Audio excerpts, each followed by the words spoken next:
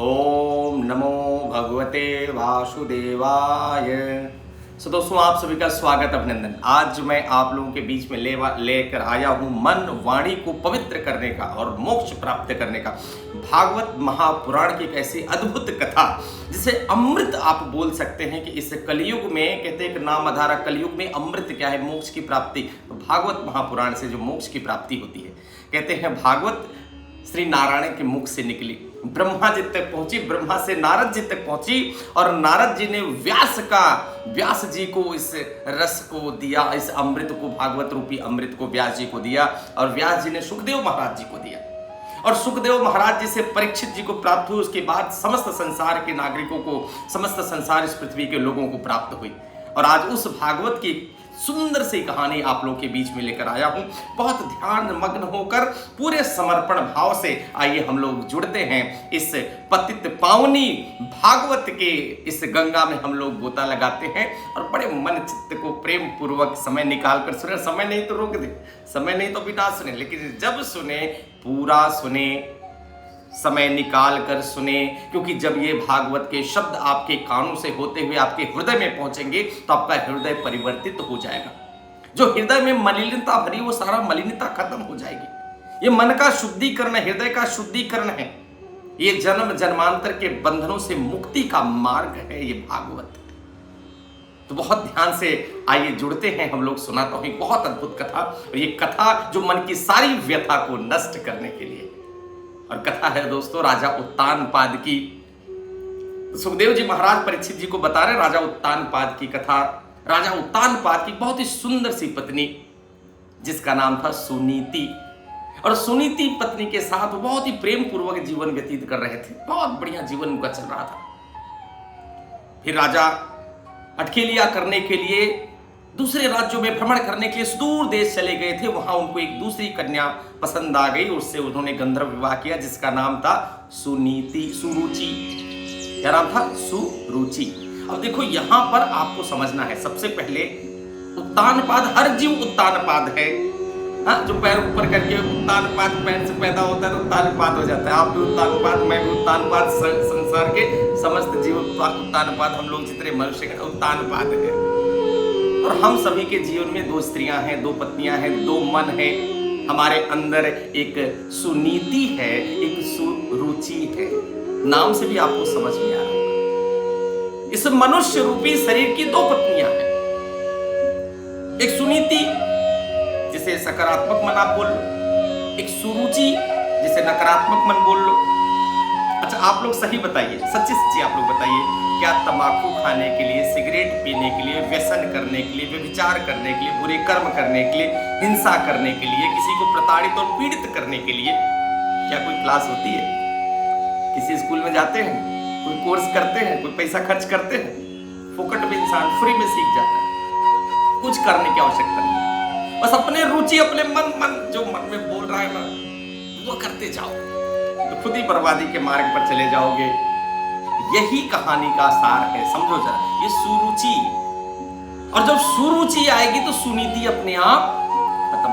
जब आप अपनी रुचि देखने लगेंगे तो जो सुनीति है, जो सत्संग है, जो आपके जीवन में सकारात्मकता है, जो धर्म है, जो न्याय है, जो खुशियां हैं, जो परमेश्वर का आनंद है, जो जीवन का आनंद है, जो जीवन का रस है, जीवन का उत्सव है, ये सारा उत्सव खत्म हो जाएगा।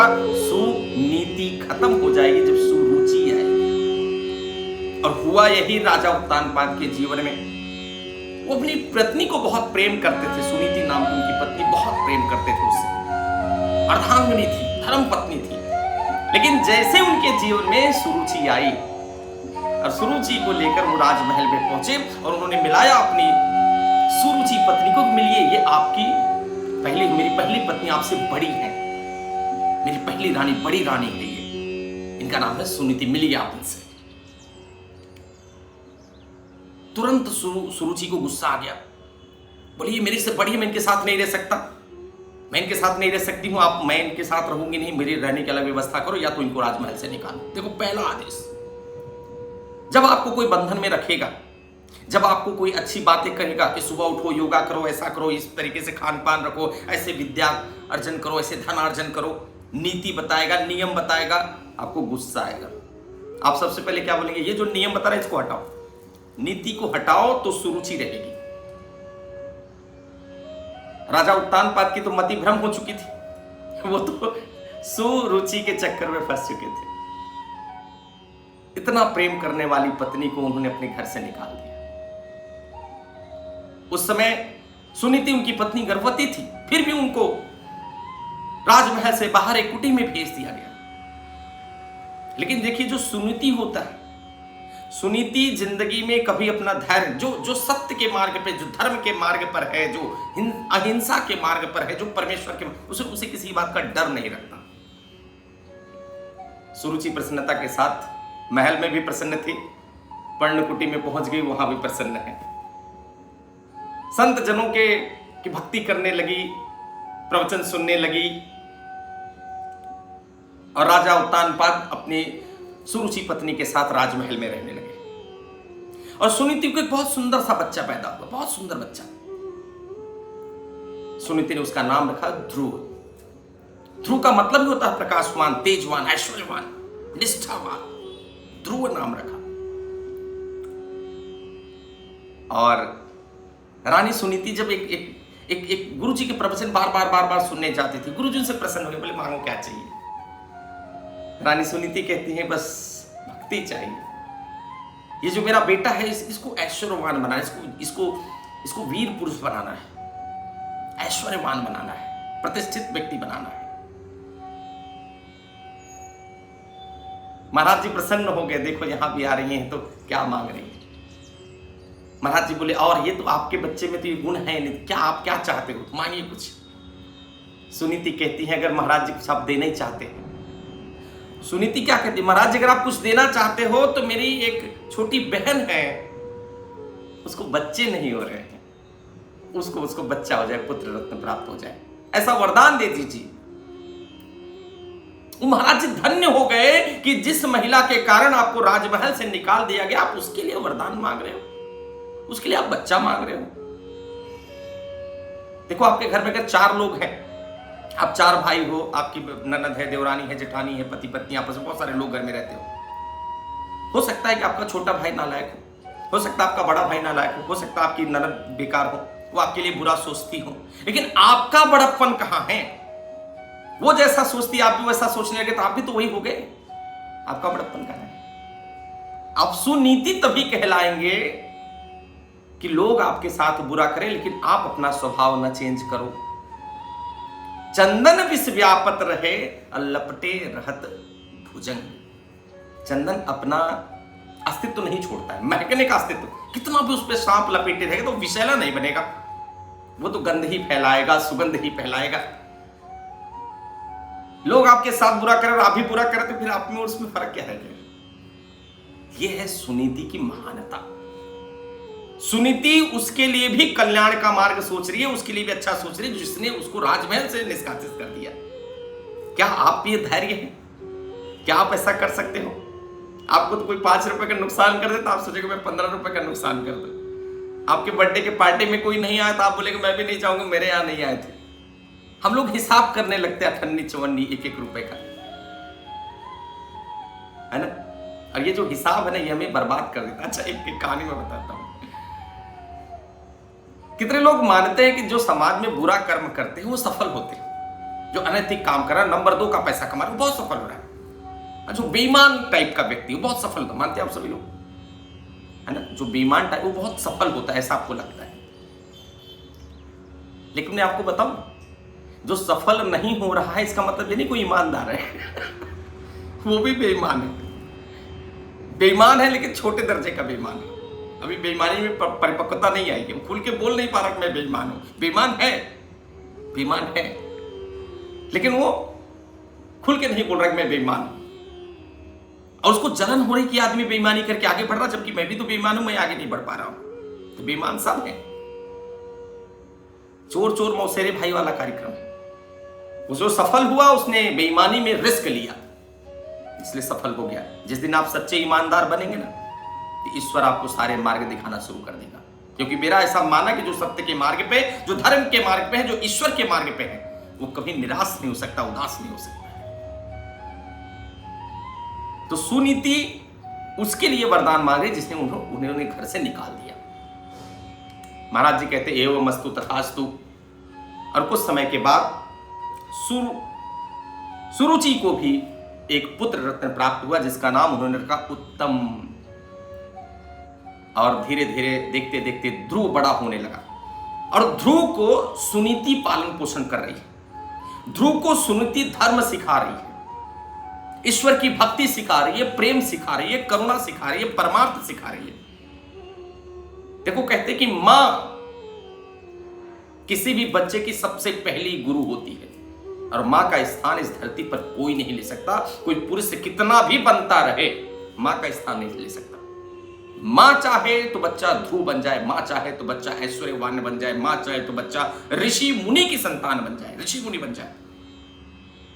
मां जो चाहेगी वैसा होगा। और अगर आप ये बोले कि मां की जगह पर कोई पिता ले ले तो यह संभव है, असंभव, हो ही नहीं सकता। लेकिन बड़े दुख की बात है, आज की माएं कैसी हैं? लोगों को अपने मोबाइल से फुर्सत नहीं, लोगों को अपने फैशन से फुर्सत नहीं, लोगों को अपने शेड्यूल से फुर्सत नहीं। अरे जब तक मां अपने बच्चे को उंगली पकड़कर चलना नहीं सिखाएगी तब तक आने वाली पीढ़ी भारत देश का प्रतिनिधित्व करने वाली नहीं बन सकती है। हम शिवाजी चाहते हैं तो जीजाबाई जैसी मां चाहिए, हम ध्रुव चाहते हैं तो सुनीति जैसी मां चाहिए। मां कैसी है, कोख कैसी है मां। फैक्ट्री अच्छी रहेगी ना तो प्रोडक्शन अच्छा होगा। फैक्ट्री पर ध्यान दो, फैक्ट्री कैसी, मां कैसी है। अरे आप सभी लोग जो ये सुन रहे हैं, मां आप लोगों के जीवन में मां होंगी। और मुझे पूरा उम्मीद है कि अगर आप मां ने आपको कुछ बोले तो आज भी वो चीज आपको याद होगी कि आपने के मां ने आपको क्या कहा है। जो मां कहती है वो बात दिल में रहती है। मां दिल से दिल तक का, मां वो होती है जो बिना कहे समझ जाती है कि बच्चे की तकलीफ क्या है। अबोध बालक, दुदुमुहा बालक, जो बालक बोल नहीं पाता, उस बालक की भाषा को समझने का जो सामर्थ्य ईश्वर ने दिया, मां को दिया है। ये किसी पुरुष को सामर्थ्य है क्या बताइए?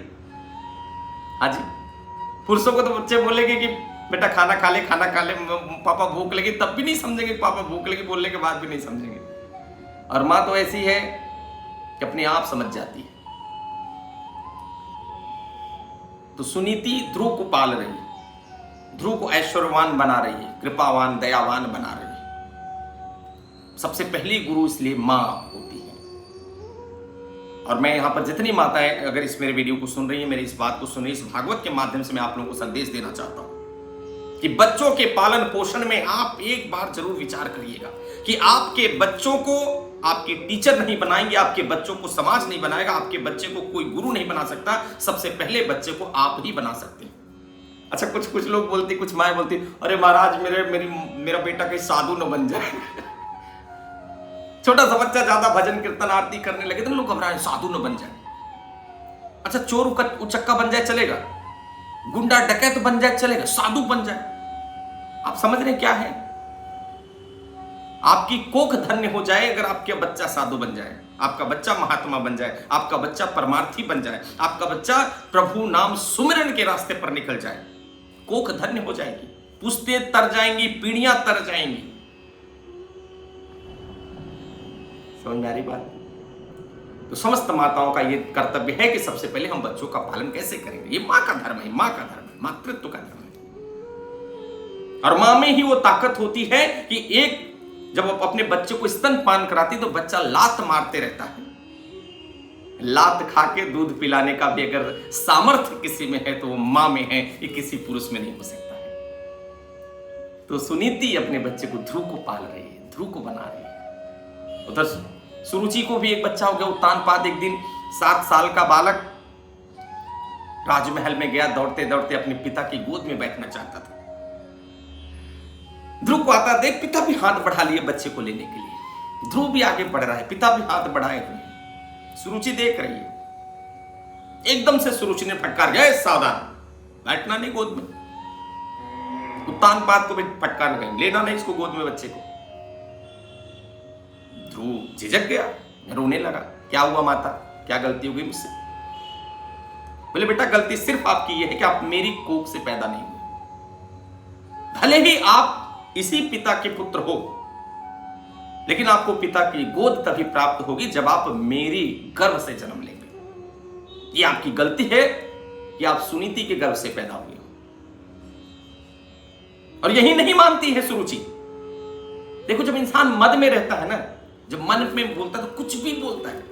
अब देख लेना कभी, जब इंसान अपना स्वार्थ जब सिद्ध करने निकलता है ना, रुचि अपने रुचि पर चाहता है, मेरे मन का हो दुनिया गई बाढ़ में, तो उसका कोई लिमिट नहीं रहता, उसमें कोई बंधन नहीं रहता। फिर बंधन तोड़ के इंसान बोलता है, तो उसको खुद का सुख चाहिए बस। दुनिया गई भाड़ में, मम्मी को कष्ट हो रहा, पापा को कष्ट हो रहा, पड़ोसी को कष्ट हो रहा, भाई को कष्ट हो रहा। जिसको पर पीड़ा ना समझ में आए ना, वही सुरुचि है। Getting my point? समझ में आ रही बात सबको? लोगों की पीड़ा समझना है। तो सुरुचि यही रुकती, कहती मेरे गर्भ से पैदा होना पड़ेगा अगर आपको पिता की गोद चाहिए तो। जाओ जंगल में चले जाओ बेटा। ध्रुव को कह रही कि जंगल में जाओ, ईश्वर की आराधना करो, नारायण की आराधना करो, नारायण से वरदान मांगो कि आपको मेरे गर्भ से पैदा करें। अहंकार देख रहे हो आप? अहंकार देखिए, मतलब वो सुरुचि अपने गर्भ को नारायण से भी बड़ा बता रही है कि नारायण मिल जाए तब भी बोलना कि मुझे उनके गर्भ से पैदा होना है। सोचिए जरा, नारायण के मिलने के बाद भी लोग जन्म जन्मांतर के इस भावसागर से मुक्त होना चाहते हैं, और ये कह रही है कि आप मेरे गर्भ में पुनः आओ, पुनः पैदा। मतलब अपने गर्भ की इतनी बड़ाई कर रही है, मतलब ये नारायण से भी बड़ा। नारायण मिल जाए तो उनसे मांगना कि मेरे गर्भ से पैदा हो जाए। अध जल गगरी छलकत जाए, ये जो सुरुचि है ना, जब इंसान अपने मन की करने के लिए सोचता है ना, थोड़ा सा धन मिल जाए, थोड़ा सा वैभव मिल जाए, थोड़ी सी प्रतिष्ठा, मान प्रतिष्ठा, इंसान उड़ने लगता है, भगवान को भी कुछ नहीं समझता है। ध्रुव निराश हो गए, उदास हो गए। जिससे सांप काट ले तो इंसान को कैसा फीलिंग है? ध्रुव को दंश लग गया। ध्रुव वहां से निकले, अपनी माता के पास गए। उन्होंने सारा वृत्तांत सुनाया कि माँ ऐसा ऐसा हुआ है। माँ कहती बेटा टेंशन मत लो, चिंता मत करो, सही में वन में चले जाओ। ध्रुव बोले मम्मी आप भी ऐसा बोल रहे हो, आप भी ऐसा बोल रहे हो माँ, वन में चले जाओ। क्या वन में भगवान मिलते हैं? सुनीति कहती है ऐसा है कि बेटा भगवान तो हर जगह है ना, मोहि में तोहि में खड़ग खम्भ में घटघट व्यापत राम, कंकड़ कंकड़ शंकर है, बिंदु बिंदु गंगा जल है। हर जगह भगवान है, बस उसे प्रकट कर लिया जाए तो भगवान वहां पर है। वन में एकांतवास मिलेगा तो आप उनको प्रकट कर पाओगे, उनका साक्षात्कार कर पाओगे। ध्रुव निकल गए प्रभु को पाने के लिए। हम निकल तो गए, प्रभु की आराधना करता है, लेकिन गुरु कौन? गुरु नहीं है ध्रुव के पास। बिनु सत्संग विवेक। गुरु, गु मतलब होता है अहंकार, अंधकार, और रू मतलब होता है प्रकाश। जो आपको अंधकार से प्रकाश की ओर लेकर जाता है वो होता है गुरु। इसलिए जीवन में गुरु होना चाहिए कि जब सुरुचि में मन ज्यादा लगे ना, जब मन कहीं भ्रमित हो तो एक व्यक्ति आपके पास होना चाहिए जिससे जाके बोलोगे महाराज जी बहुत तकलीफ है, वो महाराज जी सारा आपके मन के अहंकार को खत्म कर देंगे, सारे मन के अंधकार को खत्म कर देंगे, प्रकाशवान कर देंगे, सत्य से आपका परिचय करा देंगे।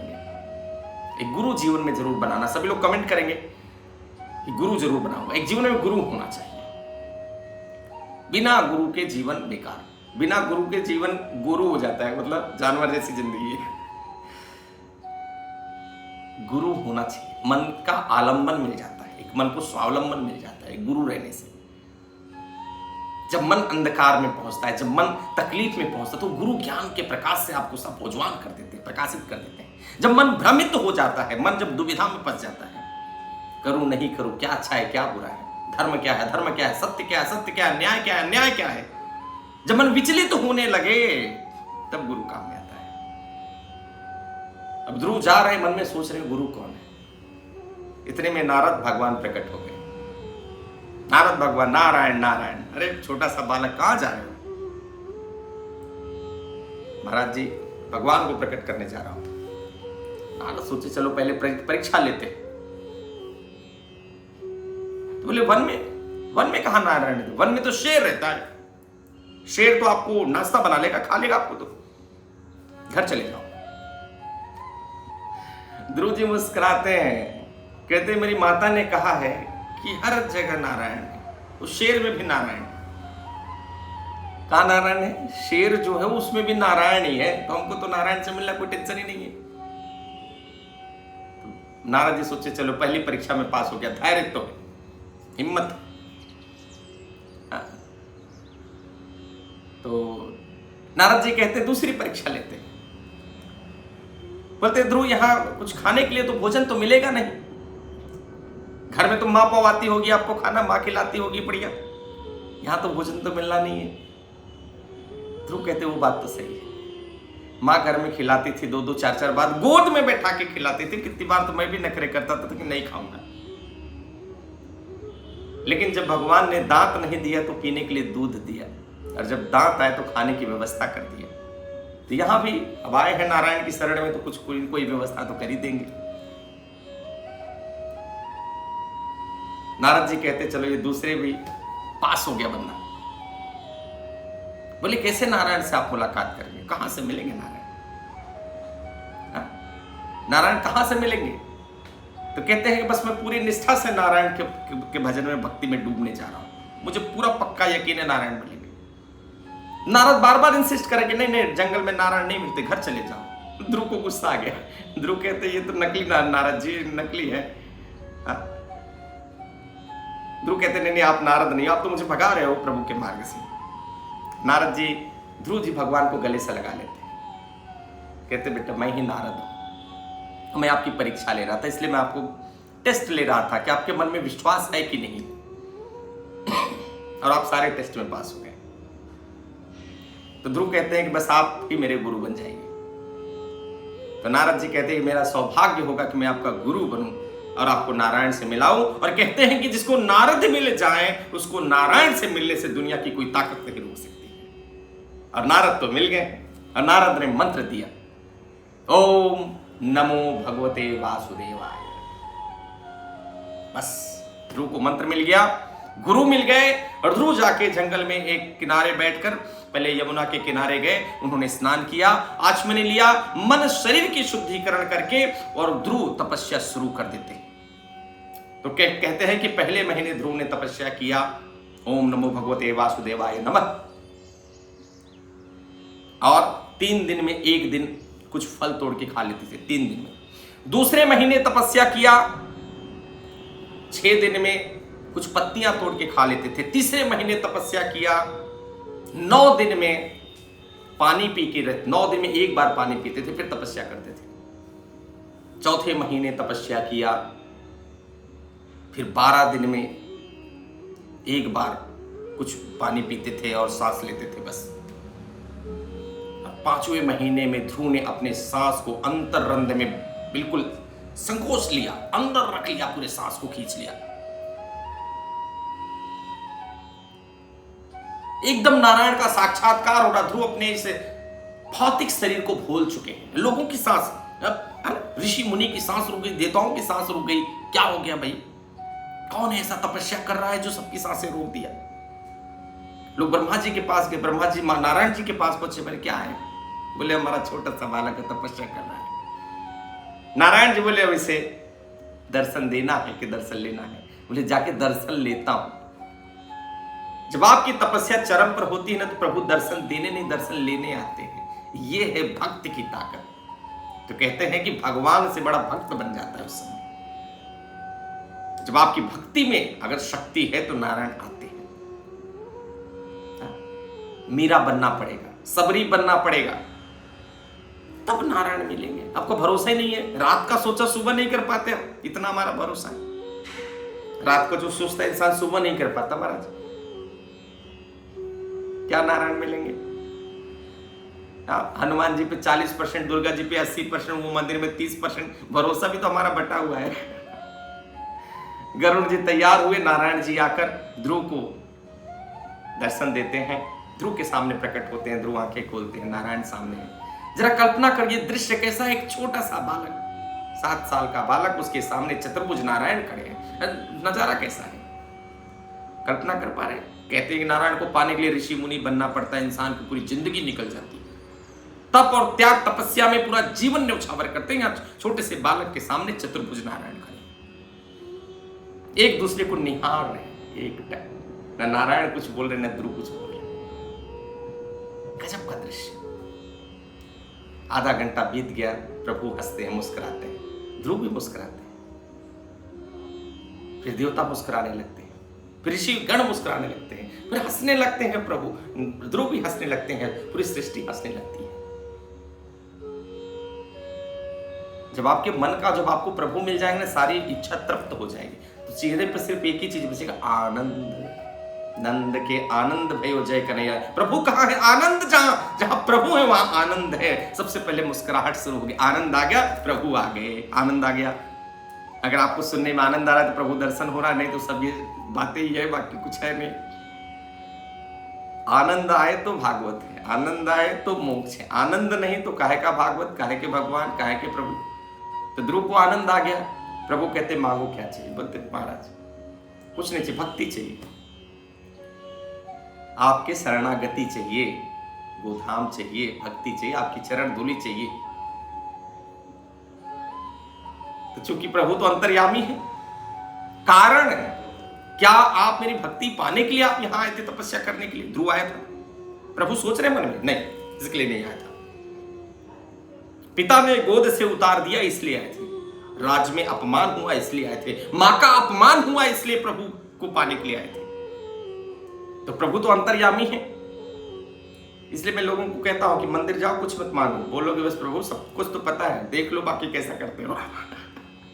सब पता है, देख लो, अब इसमें से कितना जमता है, आपको क्या कर सकते हो, मेरे लिए जो अच्छा है वो कर देना। इंसान मांगेगा अपने लिए तो अपनी औकात से मांगेगा, लेकिन वो देगा तो अपनी औकात से देगा। तो आपकी औकात ज्यादा है कि उसकी औकात ज्यादा है? बताइए। तो उसको देने दीजिए ना अपनी औकात से, हम क्यों मांगे? हम तो बोल दो भैया हमारी मनोकामना है, तो सब आपको पता है। तो प्रभु कहते हैं कि मेरी भक्ति तो बेटा तुमको, अनन्य भक्ति तो मिल ही चुकी है, अब तुम जाओ राजपाट करो, उसके बाद आप ध्रुव तारा बनकर सदा सर्वदा के लिए चमकते रहोगे। ये मेरा आशीर्वाद है, ये मेरा वरदान है। ध्रुव पहुंचते हैं राज में, हड़कंप मच जाता है कि ध्रुव, भगवान ध्रुव आ रहे हैं। हाथी घोड़े राजमहल से सब आ जाता है उनको लेने के लिए। लेकिन कहते हैं कि जब प्रभु मिल जाए तो सब तुच्छ है।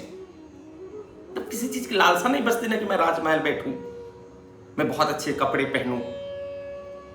जिस दिन आपको परम आनंद मिल जाएगा ना, तो भौतिक चीजों का आनंद आपका खत्म हो जाएगा, क्योंकि भौतिक चीजों का आनंद क्षणिक रहता है। ये बाइक मिल जाए तो बड़ा अच्छा लगे, बाइक मिल गई थोड़ा सा अच्छा लगे, कल से खत्म हो गई इच्छा, अब दूसरी वो कार मिल जाए तो अच्छा लगेगा। जिसके पास नॉर्मल फोन में परेशान है, थोड़ा सैमसंग का अच्छा फोन मिल जाए। जिसके पास सैमसंग का अच्छा फोन मिल जाए तो खुश हो जाऊंगा, अच्छा मिल गया, अब नहीं यार अब एप्पल वाला ठीक है, एप्पल मिल जाए तो खुश हो जाऊंगा। तो जिनका परिस्थिति जन्य कारण से खुशी है, तो खुशी कभी परमानेंट नहीं हो सकती है। जिसका अकारण खुशी हो जाए, जिसके अंदर खुशी व्याप्त हो जाए, तो उसके पास जो रहेगा उसी में खुश रहेगा। अब ध्रुव की वही अवस्था है। ध्रुव पहुंचते हैं, बढ़िया राजपाट करते हैं, जनसेवा जन कल्याण का काम करते हैं। तो दोस्तों इस कहानी से हमें सीख मिलती है, सार मिलता है कि हमारे जो मन में सुनीति और सुरुचि के बीच की लड़ाई है, इसको समझो। जब आपके मन की सुरुचि ज्यादा पंख फैलाए तो सुनीति को जरूर सामने लाना, धर्म को सामने लाना, सत्य को सामने लाना, न्याय को सामने लाना। क्योंकि अगर आप सुरुचि से काम करेंगे तो रुचि तो आलस पैदा करेगी, रुचि तो हिंसा पैदा करेगी, रुचि तो झगड़ा पैदा करेगी, रुचि तो द्वेष पैदा करेगी, लड़ाई पैदा करेगी। तंबाकू खाओ, सिगरेट खाओ, नाश्ता करो, रुचि है, मन है, घूमो टहलो, ना तो आपका पढ़ाई में मन करेगा, ना तो स्वाध्याय में मन करेगा। रुचि किस में है? रुचि तो आनंद में, टीवी देखो, मोबाइल देखो, रील देखो बैठकर, रुचि। तो जब रुचि आए तो नीति जरूर लगा देना, सुनीति पे आ जाना। तो सुनीति धर्मपत्नी को जरूर आप लोग अपनी पत्नी मानेंगे और अपने मन में जो सकारात्मक मन है उसकी सुनेंगे, नकारात्मक मन को फटकार लगाएंगे। तो मुझे पूरा उम्मीद है दोस्तों कि कहानी आज आप लोगों को प्रेरणा जरूर देगी और अपने मन में सुनीति को पैदा करेंगे, सुनीति के साथ चलेंगे। कमेंट में सभी लोग एक बार राधे राधे लिख देंगे। इसी तरीके से हमारे और आपकी मुलाकात होती रहेगी। बहुत बहुत धन्यवाद। राधे राधे, राधे राधे।